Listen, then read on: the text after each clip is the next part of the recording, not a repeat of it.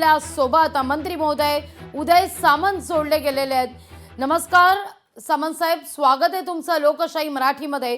खरं तर शिवसेनेकडून कामराला अल्टिमेटम देण्यात आलेला होता ती पोस्ट मागे घेण्यासाठी। अद्यापही ती पोस्ट मागे घेण्यात आलेली नाहीये। उलट आता संविधान हातात घेतलेला एक फोटो कामरानं पोस्ट केलेला आहे, ज्यामध्ये कामरानं म्हटलंय द ओनली वे फॉरवर्ड।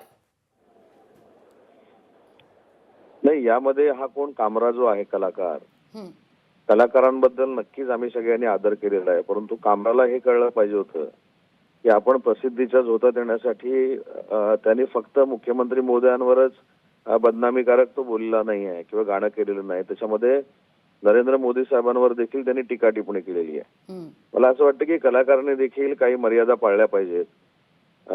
मुख्यमंत्र्यांवर, माजी मुख्यमंत्र्यांवर, पंतप्रधानांवर टीका करायची आणि स्वतः प्रसिद्धीच्या झोतात यायचं, अशी जर प्रवृत्ती भविष्यामध्ये निर्माण झाली तर कलाकारांवरचा विश्वास देखील उडणार आहे।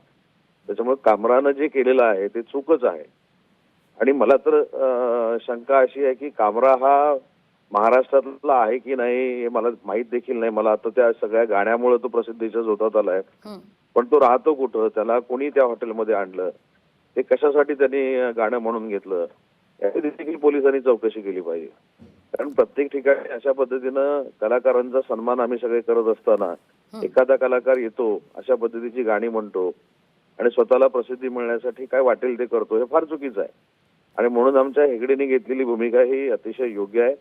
त्यांनी त्याच्यामध्ये ती माफी मागितली पाहिजे आणि पोलिसांनी देखील सुमोटो कारवाई केली पाहिजे। पोलिसांनी देखील याच्यामध्ये ताबडतोब हस्तक्षेप केला पाहिजे।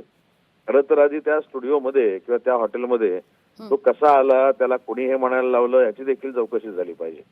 कारण त्याचा बोलिवता धनी हा दुसरा कोणतरी असणार आहे आणि तो इथे येऊन गाणी म्हणतो। आणि म्हणून मी पुन्हा एकदा सांगतो की कलाकार म्हणून कलाकारांबद्दल आम्हाला सगळ्यांना आदरच आहे, परंतु अशा पद्धतीचा बदनामीकारक मुख्यमंत्र्यांबद्दल, पंतप्रधानांबद्दल बोलणं कितपत योग्य आहे? त्याच्यामुळे अशा लोकांना थोडी शिक्षा झालीच पाहिजे। अगदी सामंतजी, एकीकडे अधिवेशन सुद्धा सुरू आहे। आज तिसरा आठवडा, आता अंतिम टप्प्यात आपण आलेलो आहे। अंतिम आठवडा प्रस्ताव सुद्धा जो ठेवलेला आहे त्यावर चर्चा होणार आहे। आज कामराचा मुद्दा सभागृहात गाजण्याची शक्यता नाकारता येत नाहीये। शिवसेनेची नेमकी आता काय भूमिका असणार आहे? काल तर अल्टिमेटम शिवसेनेनं दिलेलाच होता, आज नेमकी काय शिवसेनेची भूमिका असेल सभागृहात या मुद्द्यावर आणि सभागृहाबाहेर सुद्धा? याच्यामध्ये मला असं वाटतं की सभागृहामध्ये आमच्या सदस्यांनी कुठची भूमिका घ्यावी हा सदस्यांचा तिथला एक वेगळा अधिकार आहे। पण कामरा हा कोण जो आहे तो एवढा पण मोठा नाही की त्याची चर्चा विधानसभेमध्ये झाली पाहिजे। तो विधानसभेच्या बाहेरच या गोष्टी क्लिअर झाल्या पाहिजे, त्याच्यामध्ये पोलिसांनी हस्तक्षेप केला पाहिजे। मला तर असं वाटतं की ज्यावेळी हा व्हिडिओ झाला आणि तो सोशल मीडियावर आला त्याच वेळी पोलिसांनी याच्यामध्ये हस्तक्षेप केला पाहिजे होता, तर पुढच्या काही गोष्टी घडल्याच नसत्या। आणि तुम्ही ते जर गाणं ऐकलं किंवा तुम्ही जर ते सगळं ऐकलं तर त्याच्यावर किती बदनामकारक आहे, शिंदे साहेबांबद्दल आहे, त्याच्यानंतर बोलताना नरेंद्र मोदी साहेबांवर देखील त्यांनी वैयक्तिक टिप्पणी केलेली आहे। हे चुकीचं आहे। कलाकारांनी असं करू नये, त्यांनी त्यांची कला सादर करावी, परंतु त्यांच्या कलेतनं नेते मंडळींना, देशाच्या पंतप्रधानांना, राज्याच्या मुख्यमंत्र्यांना टार्गेट करून बदनामी करणं हे योग्य आहे असं मला वाटत नाही।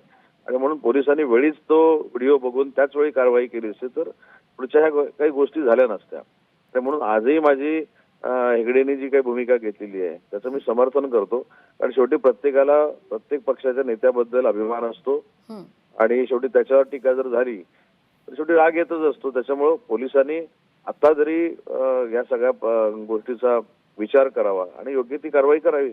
अगदी सामंत साहेब, अगदी शेवटचा सवाल या निमित्तानं पुन्हा एकदा अभिव्यक्ती स्वातंत्र्य आणि सोशल मीडिया या अनुषंगानं चर्चा होताना दिसतेय, काय सांगाल या सगळ्या मुद्द्यावर? नाही, अभिव्यक्ती स्वातंत्र्य हे आहेच।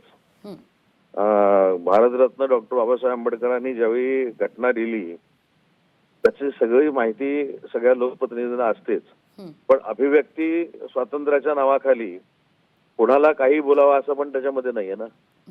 उद्या कोणी उठसूट उठेल। आता हा कामऱ्याला तर कामरा म्हणून जो कोण इसम आहे तो कलाकार आहे याचं नाव पहिल्यांदा ऐकलं आम्ही सगळ्यांनी, पण ठीक आहे, त्यानं त्याच्यासाठीच ते केलं होतं। कामराला कोण ओळखत नव्हतं आणि ते ओळखावं म्हणून त्याने केलेला हा उपद्व्याप आहे. पण अभिव्यक्ती स्वातंत्र्याच्या नावाखाली अशा पद्धतीनं वाईट बोलणं आहे हे कुठं घटनेमध्ये असं म्हटलंय. वाईट जर एकाबद्दल कोण बोलला किंवा बदनामी करण्याचा प्रयत्न केला तर त्याच्यामध्ये शिक्षेची तरतूद आहे.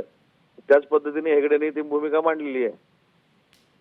अगदी धन्यवाद सामंतजी आमच्याशी संवाद साधलात त्याबद्दल. लोकशाही मराठी ऐका, पहा, जागरूक रहा.